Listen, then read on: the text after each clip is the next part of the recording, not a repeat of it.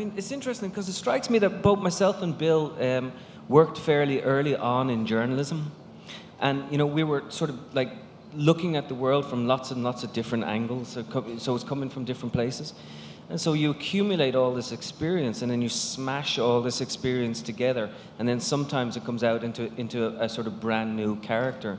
For me personally, what's interesting is the fact that, you know, say I come from middle class, suburban, white bread Dublin. And yet, somewhat like Bill, I think I'm attracted to characters that sort of live on the edges.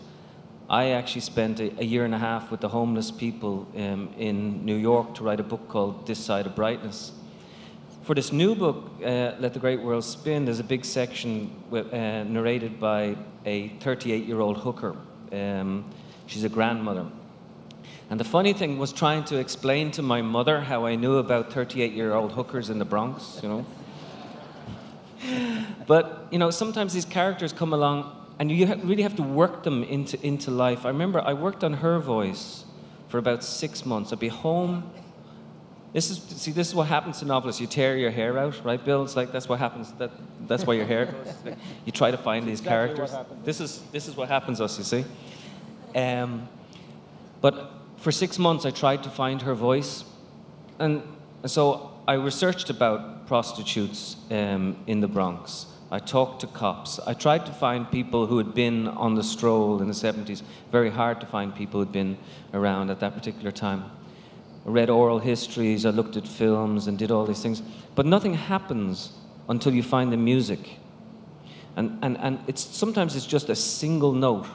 Like you work and work and work and work and you're about to abandon it because you just think, I don't have the music, I don't have the guitar, I don't have the harmonica, I don't have the violins to play this voice. And then she came along and she said to me a very odd line, the skinniest dog I've ever seen is the one on the side of the Greyhound buses. And then once she gave me that line, she gave me her music.